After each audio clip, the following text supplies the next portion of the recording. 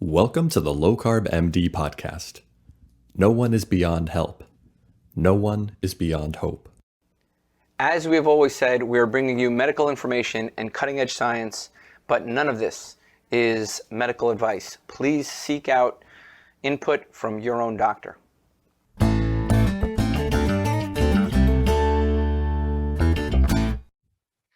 Hello and welcome back to the LowCarbMD podcast. Tro, this is a good one, man. I'm really excited. Good to see you, man. Yeah, I'm happy to be here.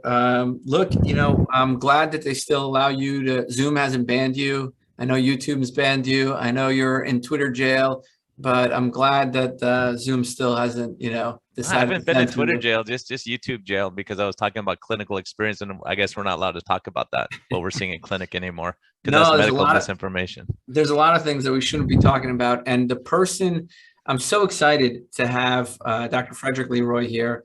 Somebody who I followed for a long time, certainly his publications I followed. And if there's, his stances on, I guess exposing some of the biases in nutrition research have been just alarming. And I've been a fan of his work. I've never connected with him before today.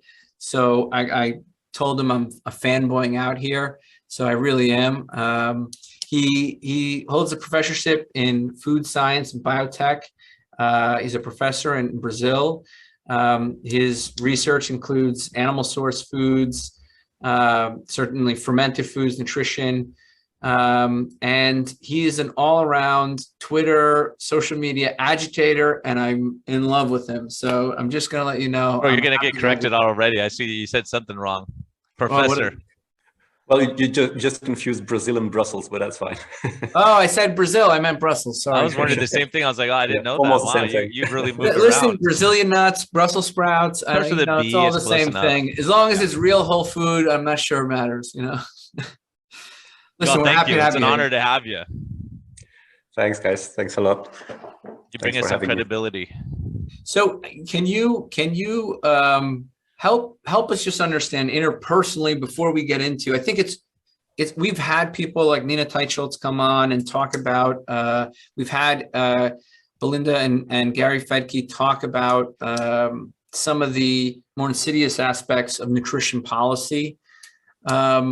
Can you help me understand, just before we get into that, just your personal story and how you came to being interested in science to, hey, wait a second, there's a lot more here than we understand. There's a lot of, there's a lot that we've gotten wrong.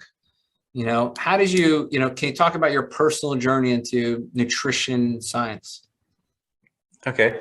So my master's was in a field called bioengineering, but don't confuse it with biotechnology. It's a broader range of studies. And within bioengineering, I picked the direction of chemistry, and within chemistry, I picked food sciences. And I did a master thesis on food security in Burundi in Africa. And then after that, I started a PhD, and that was more technological because my bioengineering background gave me also some process engineering skills. And I did a PhD on food safety, food quality in fermented meats with respect to pathogen control. And it was a combination of mathematical modeling and microbiology.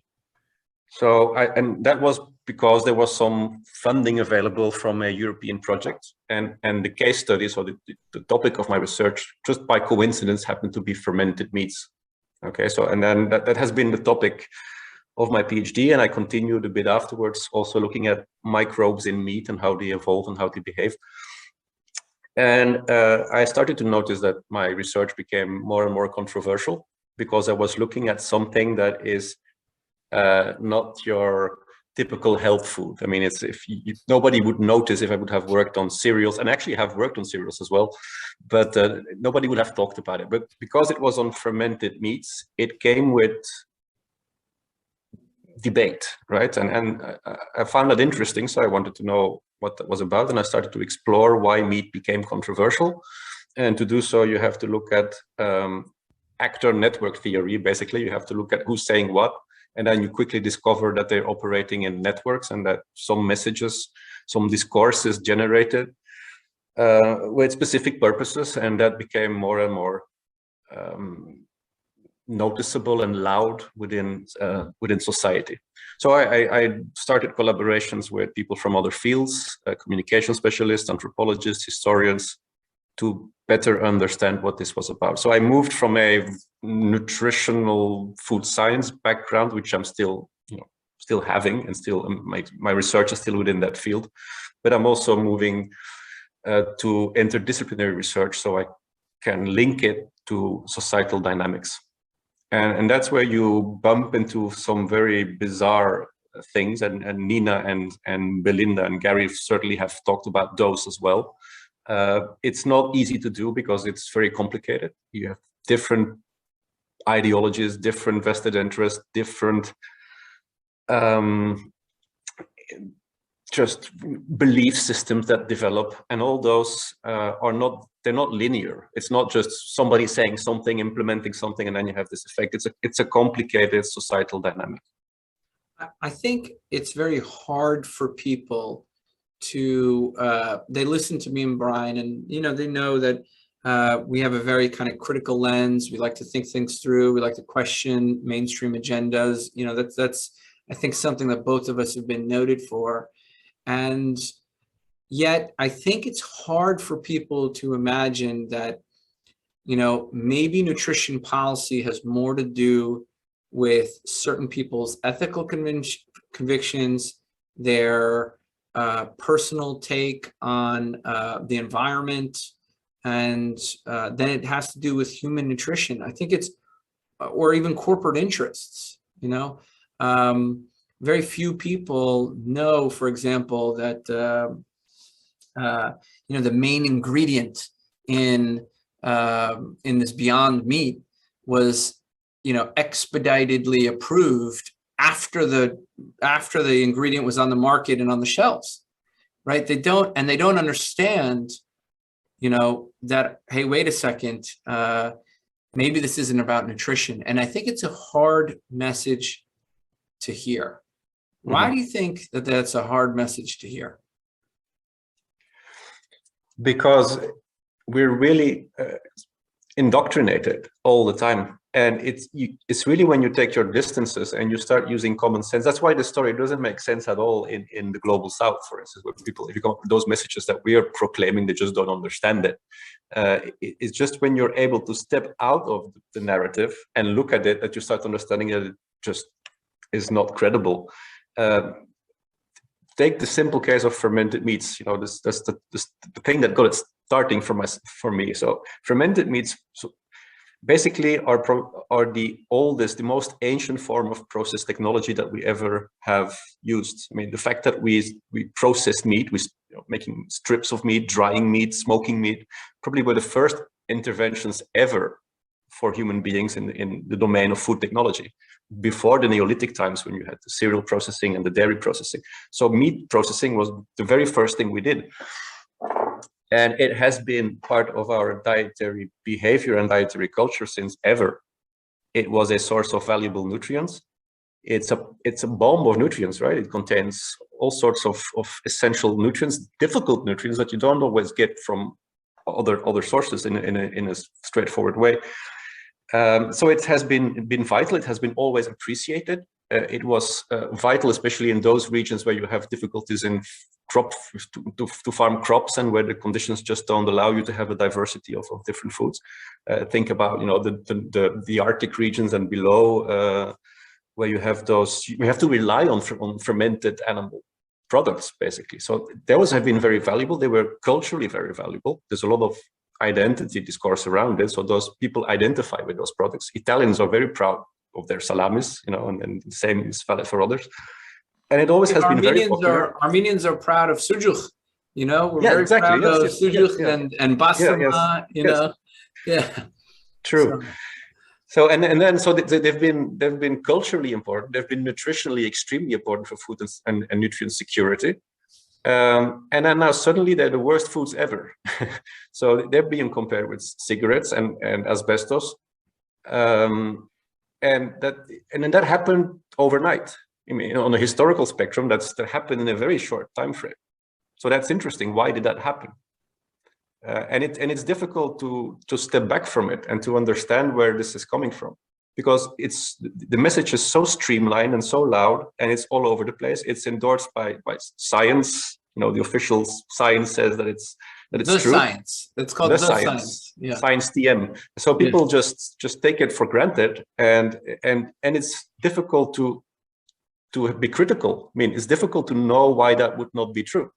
If you didn't grow up in a food culture that had those products as a cherished part of the diet, because the new generations are getting slowly disconnected from the traditional food patterns. So they don't know anymore what was the proper food of their parents, let alone their grandparents. They are being bombarded with all kinds of ultra-processed foods that just start dominating their dietary choices. They hear from the scientific narrative that those other products are bad for you, and then it's difficult to see through that, right? Because you have the authority coming in, you have appeal to authority, and you don't have your traditional wisdom anymore because that's eroding over time. And it's so hard because people hear it over and over and over, the same message, and they think, can all these governing bodies, can all these organizations be incorrect? Right? How can it possibly be that all these experts in the field see it different than us? Right. Yes, and that's the difficulty you have if you enter this debate, because you have to say something that is in contradiction with the streamlined scientific narrative. And who are you to contradict that? But that's a logical fallacy. That's appeal to authority. You should look at the actual evidence, and also you should look at the actual papers and what they state. They don't state what is usually proclaimed in media or what is proclaimed at policy level. They're much more nuanced.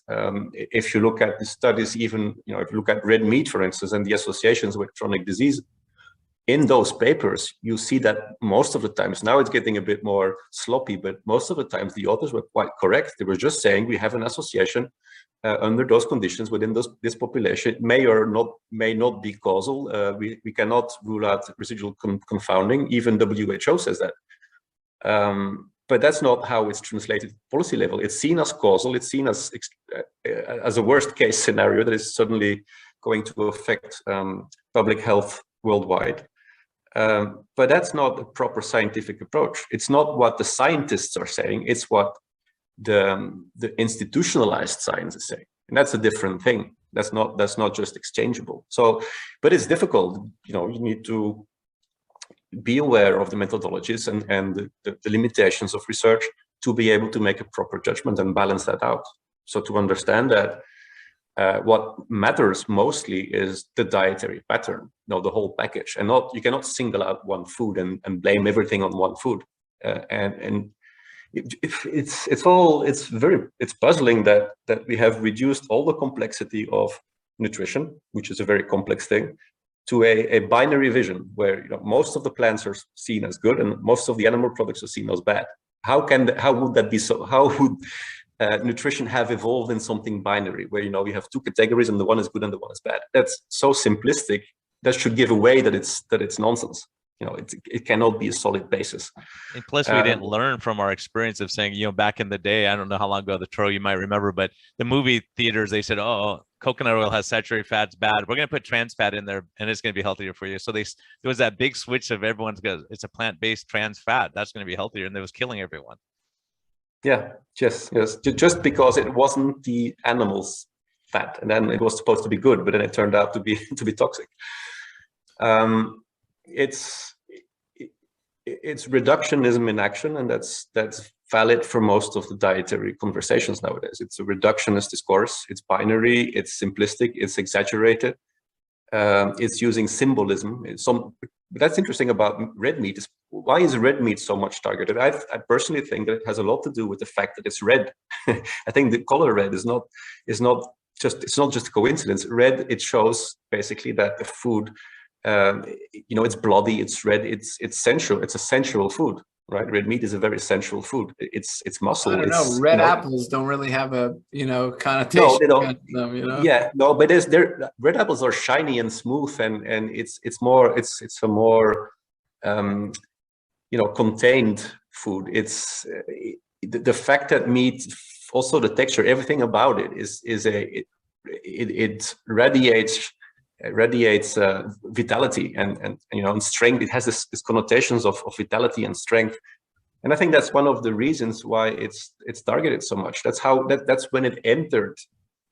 When at first, and that's what Belinda and Gary talked about when they talked about the Seventh-day Adventist in the very beginning, when dietary theory was developed, it was heavily influenced by Puritans and by Puritan belief systems.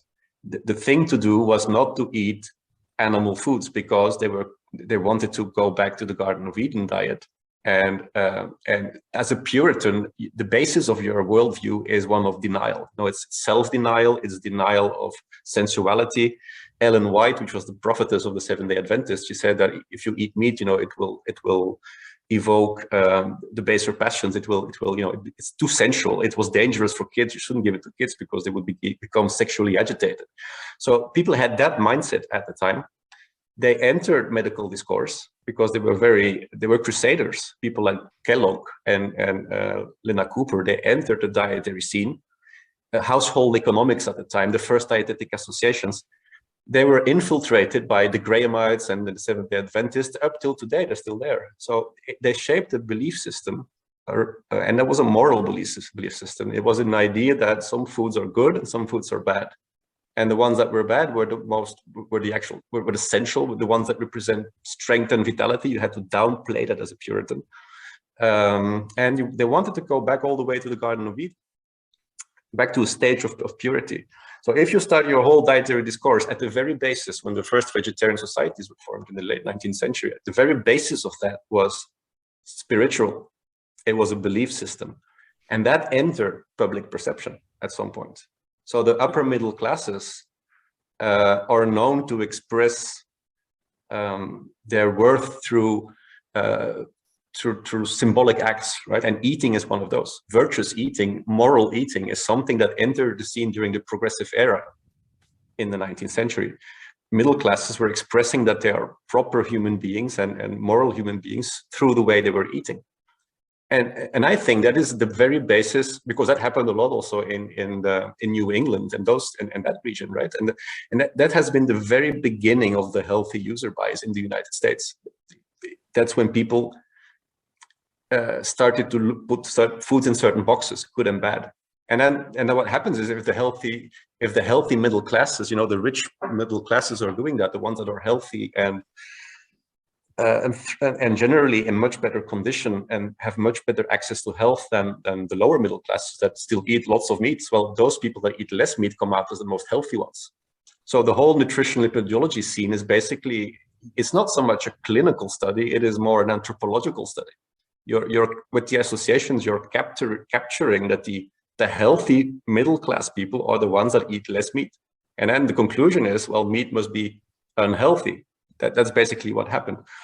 But what I find interesting is that idea is going back to the late 19th century, second half of the 19th century. And before that, before it was appearing throughout history, if you look through anecdotally to religious movements, sectarian movements, or spiritual people throughout history that wanted to achieve stages of purity, they were not eating meat.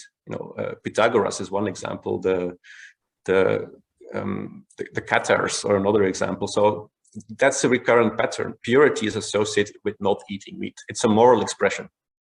And even fasting too is part of all religious cultures going back also, absolutely. right? Yeah. There's a reason why fasting implies that you shouldn't eat meat, because you want to get back to the pure stage where flesh is seen as something too much connected to the earth and too much connected to bestiality, right? It was about getting away from bestiality, from the blood, from the reaching higher levels. You find it in the New Age movement as well. You find it in all those movements that want to reach a different spiritual level. Purify your body. Yeah. Can I ask you a quick question? To what, we've had some guests come on here and have emphasized more the power dynamics. Yesterday we had a gastroenterologist, Dr. Pran Yoganathan, who said, dating back to the pharaohs, that, it was the elites who ate meat and, certainly the masses would have wheat. And the week before we had Dr. Klitz, Dr. Kiltz, who's a fertility doctor with multiple practices throughout the country in the United States who said a very similar thing. Quote unquote, he said the elites ate meat. To what degree, and now you focused here on religion, to what degree are these, is there a power dynamic here? Is it more of a religious dynamic, a philosophical belief system? Because I see the current agenda to push, the Eat Lancet, which you've talked a lot about, it strikes me, I understand it better with this idea of power dynamics more than I do religion. Yeah. So help me understand, is that, to what degree is there power dynamics behind this? To what degree is there, are people just exploiting climate change and empathy for animals for an agenda? And what agenda is that? Or is it, maybe a combination of all of these? It is a combination. It's different factors. What I was trying to say in the beginning, it's not one-dimensional. This is not coming from the Seventh-day Adventist, and it's not a logical continuation of the Seventh-day Adventist. That's not what you're seeing.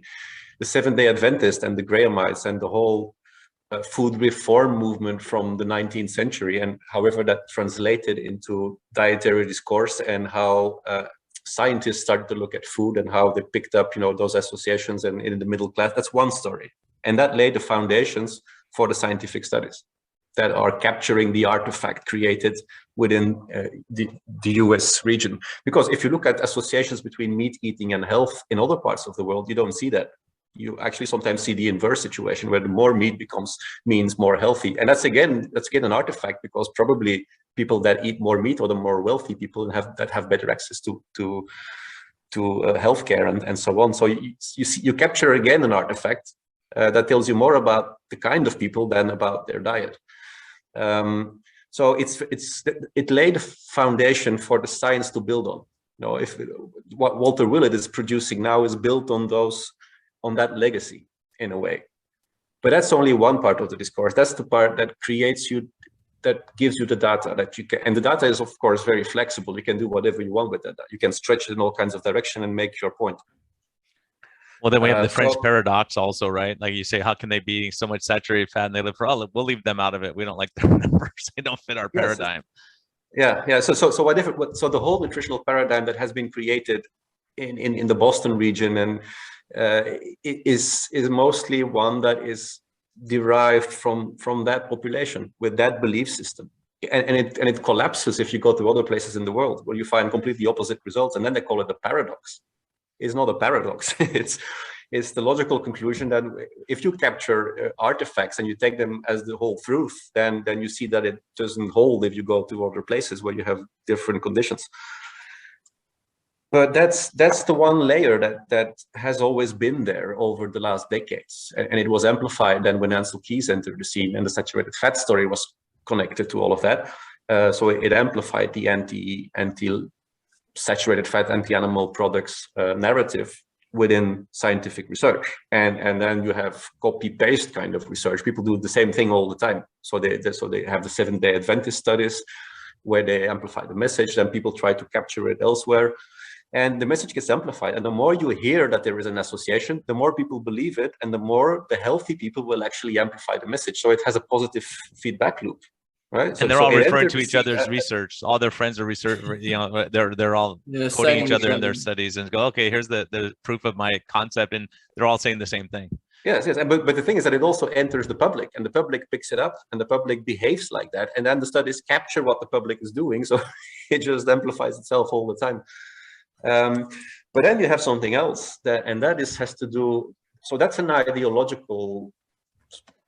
There was an ideological layer that entered science, and so science is also a belief system. I mean, you have to try to be as objective as you can in science, but we shouldn't live in the illusion that all science is, perfectly objective and trying to make the best of the data and be truthful. Science is also often an agenda.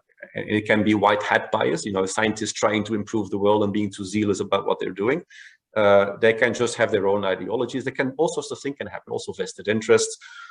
But there's another movement that you have to, that also starts in the, it mostly starts in the 1930s, even though it goes back to older ideas that developed in France at the time mostly. But then they got picked up in the 1930s in a movement that was called technocracy. And technocracy was one of those first manifestations where science had to control society by all means. And the technocratic movement has been with us since a long time. And it's now reaching, it's getting its full momentum right now, because you have technocrats in charge of society. You have the experts with a big E are the ones that now deliver the science, and they have a vision. So they are the architects. They come up with those terminologies like the great food transformation, or the great reset, or the great transition. It's always capital letters. It's always a very interventionist scheme that is totalitarian. It's about changing everything. It's about taking the system and just tweaking it completely. Which is a very dangerous thing to do, because you get all kinds of trade-offs and things that can go, all kinds of black swans and all things that can go wrong. And that movement is becoming the political vision right now. Policy making is technocratic, increasingly so. And technocrats are reductionist always. So they never have a good feeling with reality. It's top down. If to have a feeling with reality, theoretical. They look at the theory rather than what's happening in reality. Absolutely, in life. yes. And worse than that, they don't even want to start the dialogue with the people that know the reality. So they don't. So if you're talking about the food system, they will not include the farmers. They will not include the food processor. So they will talk about with the big corporations that have everything under control, and they will talk to those scientists that fit their views, and then they will impose a plan on the whole of society. Completely top down. And it's always very simple. It's simple, always oversimplified. It's reductionist, and it's always radical. It's about change. It's about resetting the system. That's what also, for instance, Francesco Branca from WHO, which is Need Lancet commissioner, he said, we have to reset the food system. The Rockefeller Foundation said, we have to reset the table. It's not just about making it better or improving things. It's not about let's try to get a transition where we have this intervention and this one and we'll optimize. No, it's about resetting everything and starting from scratch. Are you just asking for trouble if you're going to do that? Yeah, so not a graded move this way and let's see what happens. It's like, let's swing the pendulum all the way that way and see what happens, and then we'll swing it all the way back this way and see what happens, instead of saying, oh, what are we seeing clinically? And I think that's where Tro and I ruffle some feathers, because this young man over here, he's done studies showing, oh, low-fat diet makes fatty liver worse and triglycerides go up. Here, go on a high-fat ketogenic diet or a low-carb diet, and all the things is better that they're saying would get worse with that. So he's gotten in the face of people saying, look, here's my data, here's my patients, here's what we're seeing. And so it flies in the face of what their paradigm is, and they don't like it. And we're seeing people eating, more animal products, and their colon's getting better when they said it's going to rot in your colon and cause these problems. When we're clinically seeing these things, and then we get silenced because we're talking about it. Yes, and whereas proper science would be the science that is prone to falsification, right? You should try, actually as a good scientist, what you should try to do is to falsify your theory. So if you're coming up with one theoretical view, you want to impose the Mediterranean diet on the whole planet, or the planetary health diet on the whole planet, or any kind of diet that you're monolithically composing and seeing as the one model that everybody has to follow, well, you should try to falsify it and show that, well, maybe it will cause a problem, or maybe there is another diet that would be better, or would be as valid. So you should try to find different options and solutions to the problem, right? And they're not doing that. They're just offering one solution, and they're ignoring everything else. So they're not even wanting to look at the other evidence.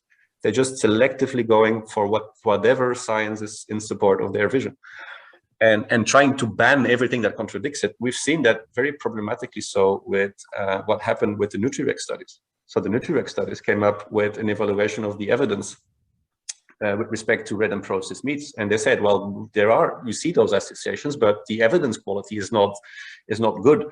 So we'd rather not recommend to follow the mainstream advice, because it's just not good evidence. So that what we saw was that some people tried to actually prevent that evidence was published. So they aggressed, you can really call it aggression. They aggressed this scientific journal, the editor of Annals in Internal Medicine, put pressure on them not to publish the information so it would not enter the scientific debate. Now that's very, very problematic if you reach that stage. This was the data from ILSI, right? Well, no. What they tried to do is they started a smear campaign. So actually, they tried to prevent the publication of those articles because they were contradicting what they were claiming. You're talking about like cats and this whole group of yes, like the Eat Lancet people, anyone who opposed them and what they were saying, correct? No. This was the ILSI. You're talking about the ILSI group that did the meat meta-analysis that was published in Annals, right? Is that where you're, and you're talking about how Katz emailed the editor and try to block publication. That's what you're talking about? That's the one I'm talking about. So the ones that try to prevent it were the people from the True Health Initiative. That's David Katz, and Walter Willett is on the board of directors as well. So he's the lead author of the Lancet reports. Also PCRM with Neil Barnard tried to prevent. So they collaborated in trying to prevent publication. What they also did, because that failed, they also started a smear campaign saying that the authors of the NutriRex consortium, which were behind the series of articles, were compromised. So they accused them of all kinds of conflicts of interest. And then they referred to ILSI because one of the authors had some previous funding from ILSI for another paper, and it wasn't about red meat to begin with. And then they found another one in Texas A&M, and they said, well, they received money and so on. But if you look at the ones that are accusing, I mean, it's the kettle and the pot, right? Because if you look at their list of conflicts, it's enormous. It's massive. It's incredible. I don't think people understand what's going on here. I just want to reiterate for the listener, this is like, people with a different opinion, not liking what you have to say, and doing everything they possibly can to shut you up, right? And like literally threatening the editor, it's bullying. It's bullying. This is academic bullying by people who have, not only professional, kind of careers and financial careers. Katz has been on the board for Kind Bars and all sorts of things. Walter Willett certainly receives a lot of money to kind of say some of he's a career highly invested in his message. So I think it's tough for people to understand really the level of what you're talking about. And when you have people who are invested in pea protein, for instance, they have millions and millions invested. Now they're pushing pea protein on everyone. You go, wait a minute, there's a conflict of interest here. If I own all the cattle ranches, I'm telling everyone to eat cows, then all of a sudden I have a conflict of interest. And I think that's something we really have to look at. So can you help the average person understand, because you've also talked a lot about Eat Lancet, and I know you and I both have been very vocal against Meatless Mondays. When people when they ask me why I'm against Meatless Mondays, here I am in New York City where we have Meatless Mondays and we have Vegan Fridays now. People ask me, well, why am I so outraged by this? My kids are not going to suffer. My kids are wealthy. They eat eggs before they leave. And the weekends, they get tons of meat and fish and chicken. It's kids who are poor, right? Who are in food deserts, who rely on these programs, right? These food programs. And what strikes me is, the same idea that this bullying and this agenda-based diets that you talked about with the paper from Annals, it's being exposed in real time right now in New York City. And hundreds of thousands of kids are going to be given, really inadequate food and inadequate nutrition with not one interventional study. In fact, if you point to the interventional studies, meat supplementation has been shown to prevent stunting, increase IQ. I mean, it's almost, I'd say, barbaric to do what they're doing. So help me, and it's not going to be the wealthy kids. And also, Tro, the point is, like, all these things that are taking root, it's a gradation, right? They're going to say Meatless Monday, then Friday, then on Wednesday we're going to do Meatless Day. Then all of a sudden it's every day of the week. That's what's happening. It's that mindset. They go, you're already doing these 2 days a week. Let's just expand it one more day. Oh, this here. And this is what we're seeing over and over happening. So what's your take? Like, how does it go from bias and defending their careers to all of a sudden, it is the policy in New York City, right? And what can we do? And tell us about the science and what we can do about this. Yeah. I fully agree with you, Tro, that the problem here is that it's the ones that are going to suffer are the lower socioeconomic classes, because they have difficulties at home to get proper food. The school was the place where they were getting a considerable part of the nutrients. If you're going to offer them meals that are not nutritionally robust, because that's how the vegan meal is translated very often in practical terms, right? They're going to give you kind of pasta with a sauce, and that's going to be the vegan meal. And kids usually will not appreciate more complicated vegan formulations to begin with.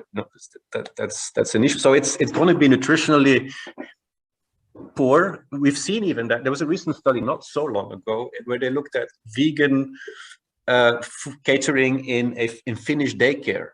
And that was well formulated according to nutritionists. So nutritionists were formulating the vegan diets, and then they were seeing that there was fundamental difference between the vegan and the omnivore kids, because you could measure it at the level of retinol binding protein, vitamin D, DHA. Those things were affected, right? And if you don't compensate that by the food you're getting at home, well, it can become critical. We're talking about vulnerable populations. I mean, it's fine to eat whatever you want. I will not criticize anyone that chooses to have a vegan lifestyle. Whatever you like to eat, we should be free in having our dietary choices, but we should be very, very careful with vulnerable populations. I think that's a critical. Well, why haven't we tested? So my question is before we implement societal, country, or school-wide policy, why doesn't somebody say, maybe we should do an interventional test? Like, I don't understand what is so hard before you do policy to just do the work. Because the policy isn't based on health. I think one thing is, look, you look at the WIC program, some of these programs and what the government is giving these kids for, the poor kids and what they're giving them. You look at the basket, and it's all processed garbage food. So if I want to induce diabetes in someone, that's exactly what I would feed them. They're getting fruit juice and they're getting soda. They're getting the cheapest garbage noodles and all this stuff. And that's what they're giving for your nutrition. Here you go. Here's your basket. Good luck. Dr. Leroy, help me understand what is the harm, or why haven't we seen more interventional studies when it comes to this policy? These policies?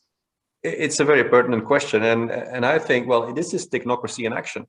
This is policymakers with one vision that are blind to the counter evidence and the reality and the testing. They have their idea and then they're going to implement it. That's one thing. So those are the architects, the great architects. They have the plan and they'll install it, whatever it takes. And they don't care about the evidence. They don't want to look at it.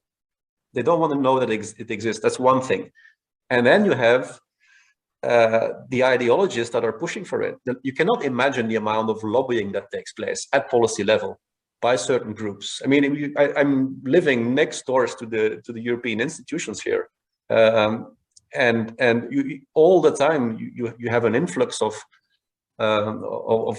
funded groups that lobby all the time. They're present at every event where you will have something about food and agriculture. The lobbying is enormous. So you have the ideologists pushing for it all the time. So the politicians, they tend to go along with it because it's such a massive lobbying.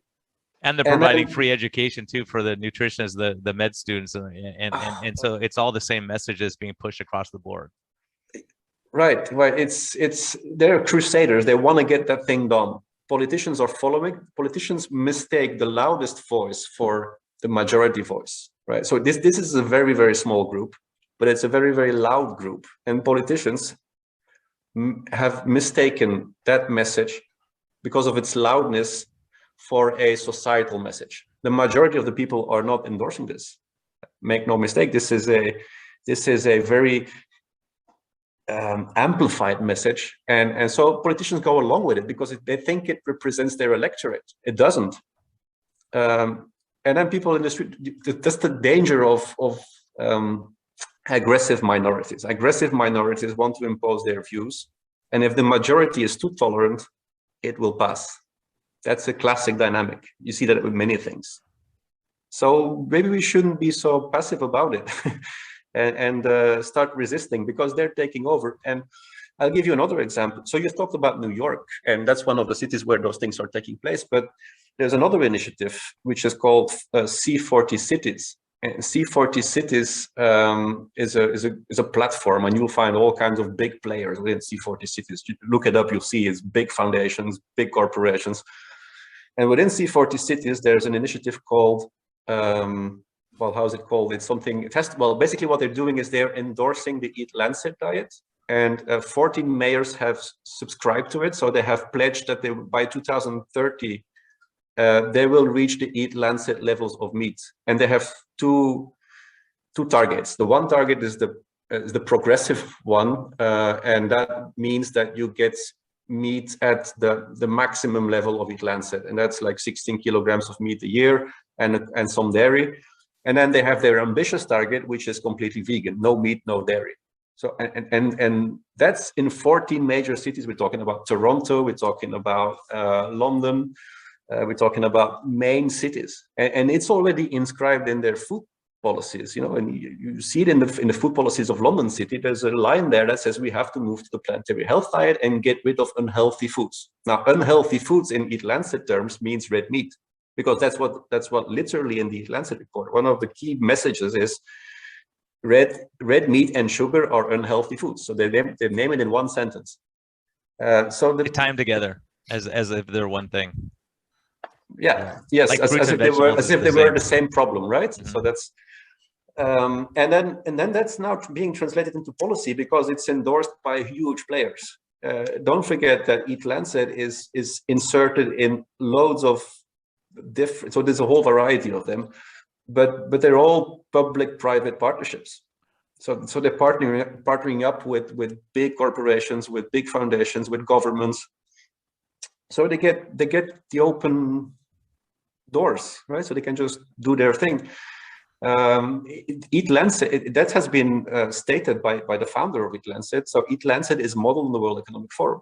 Right? It's modeled on the public-private partnership system of the World Economic Forum. So they get their thing done through that public-private partnership approach. And then they build on anxieties. That's what they've been doing back before the First World War as well. You know, when the tension was there, so progressive agendas were connecting vegetarianism with all kinds of social causes. At the time, that was the same. It was exactly so. It looks so much like what happened in the late 19th century. It's so much the same thing. It just amplified. It's just much bigger. Can I talk about something that you said here that I want to highlight? Right. Because you said, well, maybe we should be lobbying. You said maybe we should be lobbying, and I want to juxtapose kind of you know, in New York State right now, there's a law that says every single hospital must serve a vegan meal, right? And this is what the vegan doctors, the PCRM and the, you know, PETA and all these groups have been able to achieve. And there is no such law for protecting diabetics with a meat-centric low-carb meal. And 5 years ago, you know, when me and Brian started talking about this, you know, we were scared. You know, we were scared on what we were going to, you know, who was going to come after us, what we were going to say, and whether our licenses are going to be removed. And now fast forward, you know, me and Brian helped start the Society of Metabolic Health Practitioners, which is now a organization of doctors, dietitians, and nurses that's organized behind metabolic health with nutrition at its, you know, at its forefront. And we have 500 now members, including about 400 doctors, right? So we are trying to organize so we can, as you said, you know, start getting loud. What do you think it will take to be able to bring kind of low carb, animal-centric, I guess, or at least animal-tolerant dieting and eating into, you know, mainstream medicine, mainstream public policy? And because to me, it seems like David and Goliath type situation, you know, and there's so much interest against, eating beef or eating eggs, that it seems almost insurmountable. I don't know, Brian, if you feel the same way about David and Well, I Goliath. think that it's the same thing. As the problem is, look, who's going to fund it? Are you and I going to fund low carb diets? And I mean, you look at where the funding. If you're a huge industry and you have stuff to protect and you have the money, you go, okay, we'll pay X number of dollars. It's worth it for the investment because we know the return on our investment, right?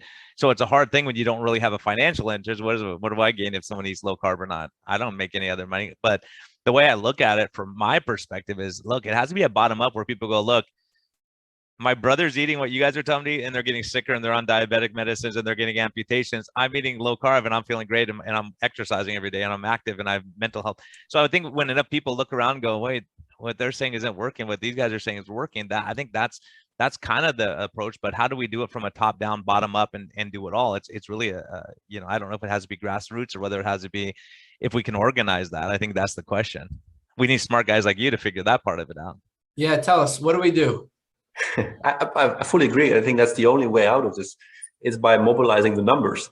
It's because it works and because the great work that has been done by several people. I mean, what you guys have been doing is fantastic. I mean, you show the results. It's not just theory. It's not what the dietary guidelines are claiming. That's theoretical. They have never been able to show that they're actually getting anywhere. You guys, on a practical basis, are showing the results. And people see that. So if with an increasing population of pre-diabetics and diabetics and people with metabolic syndrome, and people are under health stress and people are sick right now, loads of people are sick. And some people manage to get over that, to fix it with interventions that are simple. They're not based on loading yourself up with medicines or with pharmacology. This is not a pharmacological approach. This is a food-based approach. It's a lifestyle-based approach. It's practical, it's simple, it works, and it spreads. You have communities building up. You feel that. You feel it on social media. It's hard to get an overview of the magnitude of those movements because they're not going to be in the mainstream media. They're not going. So you don't hear about them. But they are there and they are growing. And I get that feedback from different places in the world where people are fixing their health through their own intervention to what they've seen from their family, from their friends, and it spreads. And that's going to be the only way. That's how throughout history, authoritarian, totalitarian movements have been overthrown by the numbers. When people see the truth, when they see what's working, when they see what's actually working, not what I'm told, but what am I seeing?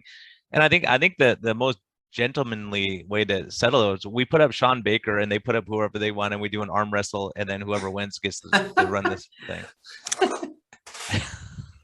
Who are they going to put up? Right? You look at it, like make the argument. I mean, I just look at Sean and I look at these other guys. I'm like, oh my gosh, who do I want to be when I'm his age? Yeah. Isn't it interesting also, Brian, in that case, that specifically the vegan propaganda movies are things like Game Changers. What are they doing in Game Changers? They're trying to undermine that message or that, those results. They're aggressively attacking low carb because they know it's a danger. You see also how researchers are very, very aggressive towards low carb. Why are they so aggressive towards low carb? What's the reason? What do they have to win by being aggressive to one dietary strategy? Why is that so emotional? And then so Game Changers, what they are doing is they're trying to undermine the whole idea that you can, with your diet, you can actually, become stronger, better, healthier, and that you need animal source foods for that. So they're trying to undermine that. And it's interesting. I've been looking at some historical texts, again, from the same period, the early days. And you find exactly the same things. They were talking about vegan athletes that would cross the channel and they would swim and then that was because of, or somebody was doing the Tour de France on a vegan diet and he was much better than all the others. So, and that's precisely because what vegan activists are doing is that they're trying to invert the values of animal foods.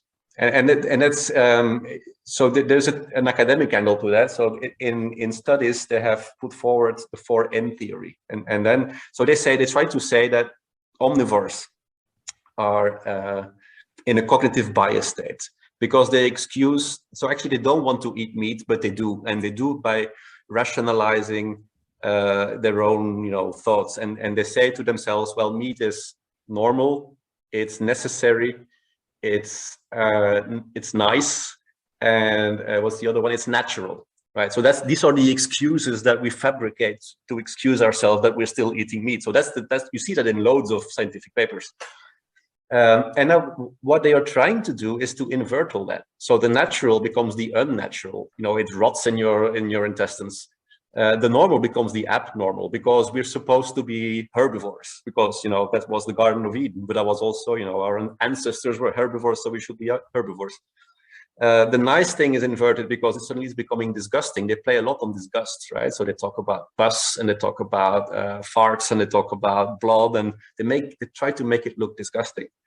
And then what's the fourth one? The needed. So they say, well, you don't need it. You can get all the nutrients from the plants. So they're very strategically trying to focus on those four ends and invert them. So whatever we thought about meat, they try to put it upside down. And Game Changers is one of those. It just tries to show you the opposite of what people believe. Well, the best part is, the problem is, look, like Schwarzenegger, I'll call him out a little bit. He was on there. Then 2 weeks later, I see him barbecuing, cooking up all this meat and eating meat, going, hey, this is a great barbecue, guys. I'm like, wait, I thought you were the vegan guy, right? And so you look at this and you see how they, just tell the truth. Hey, I eat mostly vegetables, I eat meat, something like, just be honest, tell the truth on stuff. And I think, part of it, you're right, there's this agenda. And, ultimately, the way I look at it, when we talk about the Mediterranean diet, which in medicine, that's been the gold standard, right, of health. But you look and say, is it the Mediterranean diet, or is it the Mediterranean lifestyle? Like, if they're waked up, they're not stressed, they're not hating their neighbor, they don't have to run around and pay taxes and go to appointments all the time. If you're living on the farm, relaxing, maybe you're going to have a better quality of life just from this healthy user bias. Yes, well, lifestyle is extremely important. That's clear. And the thing is, there are many solutions to be healthy. I mean, you can be healthy in many different ways. First of all, we as Homo sapiens, we've moved all over the planet. We found different solutions in different places of the world, different ecologies, different types of foods, and we came out as healthy populations. When did things go wrong? When the Western diet entered the scene, and then all those ancestral populations, whenever they globalized, they became ill. So there's something fundamentally wrong with the Western diet solution. That's one that is not working. The ultra-processed foods, the refined starches, the sugars, the combinations of oil and sugar, that's a bad diet, and that's clear. So why are we not putting all the efforts there? Why are we not saying, look, this is the diet of which we know that it messes up health worldwide. Wherever it enters, it messes up health. There's something fundamentally wrong with this diet. Why are we not putting all our efforts there? Rather than imposing an abstraction like the Mediterranean diet, which is not a real diet to begin with, it's a fabrication. Why are we trying to impose that model, or the planetary health model, or any of those engineered Boston models that they use as the gold standard? First of all, let's maybe move towards a multitude of solutions so that we can have people fill in their nutritional needs based on their culinary cultural backgrounds, the foods they like, and give a warning for those foods that are obviously, and we're not speculating here, they're obviously problematic. And we can fix those. If we fix those, we solve most of the issue. Then we can tweak and we can optimize the macronutrients, and we can do optimization work. But the main thing, the low-hanging fruit here is just it's the Western diet, the typical components that have been exported, and are the ultra-processed foods, the refined starches, the oils, oil, sugar, starch kind of complex that is just messing up metabolic health worldwide. Well, you could say, hey, let's take out the garbage food, all the processed, the Frankenstein foods that we're eating, and say, hey, do you want to fall more to the vegetarian spectrum? Cool. If you want to fall more to the carnivore, but once you get that garbage out, you're going to do better no matter what. Right. I think we all agree on that. Exactly. I think this is a tough message for people to hear. I think when they go to their doctor and their doctor says, eat more plants, you have smaller portions, and control your calories, they think that they know something, and they don't want to believe that maybe they actually don't know what they're talking about, and they're just parroting a corporate, highly political, potentially nefarious agenda, right? And they just don't want to believe that. It's too hard to hear that, hey, your doc doesn't really care about you or care enough to read the literature. You know, he's just going along with meatless Mondays and vegan Fridays because it's the new cool thing. Like, it might as well be Ukraine or, you know, Will Smith smacking somebody, right? They don't understand that there's not a lot of substance behind it. And one of the biggest pushbacks we have from patients in adopting this is actually one, buying into the system, and then, but some of the things that have helped us reach those people, you're talking about creating a groundswelling, right? And creating the numbers. It's been CGMs and easy access to labs, right? If we give you the blood sugar, if we get you easy access to labs, you want to do your labs right here in mine or Brian's clinic, you can see your cholesterol, right? And you'll see it. You'll see your blood sugar in real time. It has been access to information that is going to, you know, topple this. I think, and I think that is a point, Tro. I think for me, I was wondering, like, why are all these people, like, you know, I went to a point of getting attacked on Twitter because I said, hey, look at my CGM reads from my patients. Look what's spiking it. And guess who attacked me? The vegan doctors say that's malpractice to use it in a non-diabetic. I'm like, this person's on the door of diabetes if we don't change what they're doing. Now that they see it, they can adjust, they can see. But the problem is with these doctors is they don't want people to see what's happening on that diet, because if you see it, you go, this is crazy. My sugar's going to 200. Like, you know, one of my really healthy, someone who works in my office, she has this continuous glucose monitor, and you should see what she weighs 98 pounds and her sugars go, it's dramatic what happens, right? If she was a diabetic, she'd be in a diabetic coma based on what she's eating as a young, healthy female. And then you start realizing, oh my gosh, that's a valuable tool, because now she sees and goes, okay, I'm not having that again. I'm not doing this. I'm going to change what I'm doing. And so you're giving information. So how can that possibly be malpractice to give people control over what they're eating? Yes. It's certainly about power, you know. So what can the average person do? You know, well, actually, I don't want to, you know, hijack this completely, but what can the average person do who wants to learn more about this? I think one of the things is they hear it from us and doctors, like, I know about what you're talking about, but I don't know it into the depth that I'd like to. I know when Nina Teicholz and Belinda Fedke and Gary Fedke and you, and I know when you talk about this, I understand, but I feel like it's so hard for the average person to reach that bit of information. In fact, I thought, you know who did a decent job? Vinnie Tortorich's Beyond Meat. You know, I felt like it did a pretty good job, but reaching the average person. You know, where does the average person start? If I could collect like 3 resources to give to somebody to say, start here to understand this web of lies, where do they start? It's all about access to suitable formats, right? You need a format that is easy, reaches lots of people, and that's not it's complicated. It's complicated stuff, you know, because it's very easy to say that, you know, meat gives you cancer. It's much more difficult to say why that is not true, because you have to start elaborating, and you need to point to scientific methodologies and evidence. It's a complicated discussion. So you need an easy format. You need something maybe not too easy as well, because it needs to be convincing. So you need that balance that Nina had in her book, for instance. That's a book that has been very impactful. What Gary Taubes did and what Nina did, those were 2 books that had lots of influence. They really put people to think, and then they do their own investigations, and they broaden their. So they start thinking, oh, maybe this is not, maybe the official line is not true after all, because there's some very dodgy things going on. And then if you understand that something is not honest about the narrative, if you understand that, then it all starts crumbling. But you have to see that first. You have to see that something is manipulated. So when is the Dr. Leroy book coming out? That's what I want to know. I wish I had the time to write one. And you know what? Can I just tell one thing? If I can tell our readers our listeners to read one thing, I highly recommend. Dr. Barnard and Dr. Leroy had a back and forth in the American Society of Nutrition. You know, this was last year or maybe 2 years ago. I don't remember. And it was just awesome to see you take him on. It was great to see that. This was in the American Journal of Clinical Journal Nutrition. of Clinical Nutrition. Yeah, just type in, Frédéric Leroy and type in Neil Barnard and, download that and read that. But where does somebody start? I mean, beyond reading something like that, where does somebody start? I honestly don't know. It's not my, it's not my expertise. I'm writing academic papers. I tend to use academic language. I'm not the communicator. I mean, I talk, where I have effect is when I have the time to explain something. If I have my slides and I can show things on a screen to a public and explain them step by step, how those networks are built, what their targets are, what they want to do, then people are, if they see that, they understand and they know that something is wrong and that they're being misguided. That's effective.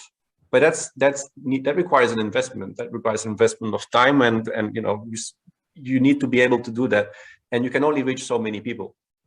It only would work, I think, if you would put that on, if you amplify that through some kind of medium. Because now the way I'm communicating is talking to audiences in a conference or talking to a federation of podcast. Yeah, well, yeah, I did a couple, but yes, it's we podcast. can do a Yes. YouTube But then again, video podcast. Yeah. You because podcasts stay. I mean, even if you have a high reach and even if you reach lots of people, still it is within. It's mostly within a bubble of people that already know the message, right? You need to get out of that. You need to get further. You need to show it to the people that are agnostic about it, that just didn't think about it yet. Those people need to see it. Yeah. So how you do that? It's up to specialists to do that. It's I can only provide the information. There's another. I'm waiting for the book. I'm waiting eagerly for the book. Yes, I'm considering it, but it's just that I have so little time to what I did though is publish a website which is called Aleph 2020. And if you go to that one, you'll find loads and loads. It's very technical still, but there's a lot of information there on the environment, so sustainability, on health, on the ethics, on the agendas. And if somebody is able to translate that information into more accessible, more accessible format, then that would be nice. Because it's way too technical, but it's very, very dense in information, and I think it makes a convincing case. But it needs to be translated, it needs to be simplified, and it needs to be shown to people somehow. Have you been attacked? And I cannot do that, and it's not my role. I'm just a scientist. I need to. Have you been attacked? Have you been personally? Yeah, well, not physically. Yes, I've been. Yes. Well, the usual thing is that they accuse me of being a lobbyist for big meat, and that's the usual thing. Even though I've been very systematic and been trying to keep my track record as clean as possible, I systematically refuse all the speaker fees. I could have made thousands of euros if I would accepted all of those. I systematically refuse them. My research is not funded by big meat kind of. If you compare my scientific funding, which is mostly coming from foundations and from the university and so on, if you compare that to the one of the big shots in the nutritional field that come up with the plant-based messages, it's really a joke. So I try to have a very, very clean scientific track record, but it doesn't prevent people from accusing me of being a shill for big meat, but that's okay. I mean, I can live. I mean, it doesn't disturb me. It's amazing the same people don't accuse everyone else for being paid by the agricultural industry and all that. It never comes up. It's amazing the conflict of interest and the double standard. Ryan, don't worry. I'm going to send you the Rosette's jet, and I'm going to send awesome, man. Dr. Leroy. I'm going to send him the bacon helicopter to come pick him up, and we're going to go to the. We're going to go to like Tahiti and have a pig roast, I think, right? On a personal level, have you ever got to a point where you go, forget it, it's not worth it anymore? This is I'm swimming upstream it's too much? Or have you just been like, you dug your heels in tighter when they started attacking you? I think it's just, it's not a competition. I'm not trying to win anything. I mean, I'm not trying to win anything or to score. My purpose here, and I'm really genuinely saying that my purpose here is to create awareness about something that I find very concerning. I think, and it's mainly because so few academics are doing this, and there are several reasons for that. And one of the reasons has to do, it's mostly about the aggression. People are intimidated. I feel that from colleagues quite a lot. So the space is not being filled in by scientists that are vocal enough to bring the counter message. And I just feel that somebody has to do that. And that's the reason why I'm saying what I'm saying, I'm doing what I'm doing, and that's what keeps me going. I'm not there to enter the debate and win the debate. I had the debate with Barnard, but that's because the format was like that, and it was more an academic exercise to me. But I feel that some people have to bring that information. And it's just, you know, my salary is, I'm receiving a salary from the university. The university is getting funded by tax money. I'm getting paid to educate students. I'm getting paid to do research, and I'm getting paid. That's one of my core missions in my contract. It says that I also have to provide services to society. So I have an academic duty to do that. I have a civic duty to do this because it comes with public health issues that are very severe. So that's what keeps me going. I have to be honest. I can't think of another you. I mean, there really isn't. I mean, there's a couple other people that I you know, I know you've worked with that I really respect. I mean, certainly there's you know, there's more people working on the communication end. Suzanne Rogers and Diane Rogers and you know, Rob Wolf with Sacred Cow and their book. So I think you're the most vocal academic that I've seen.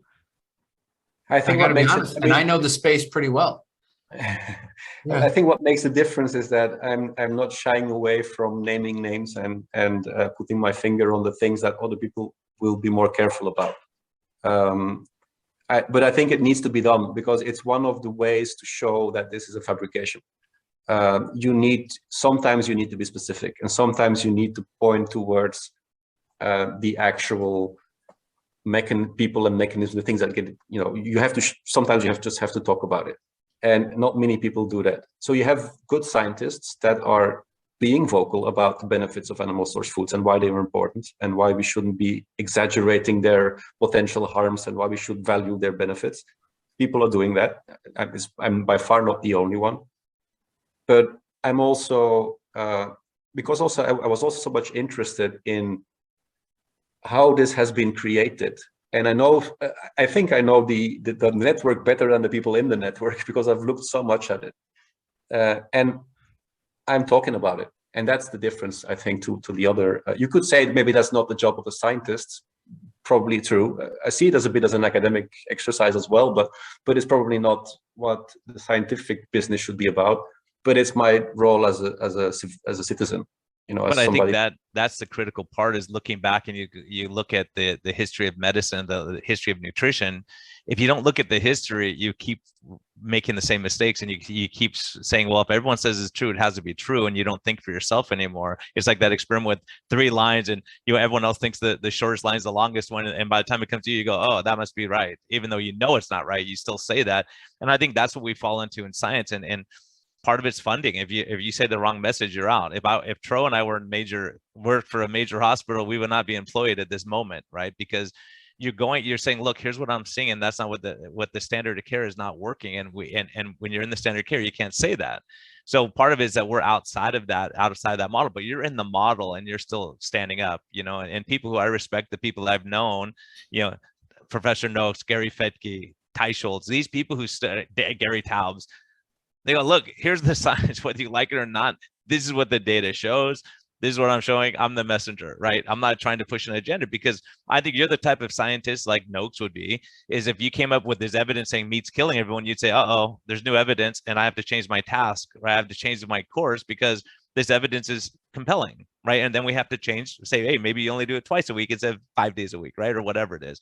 So I think it's that, having the scientific bit. So many of these people have staked their whole reputation and careers for 30 years. They're not going to change it now. They're like, look, my fork is in the ground and I'm not moving. And that's the problem we get into with nutrition, especially.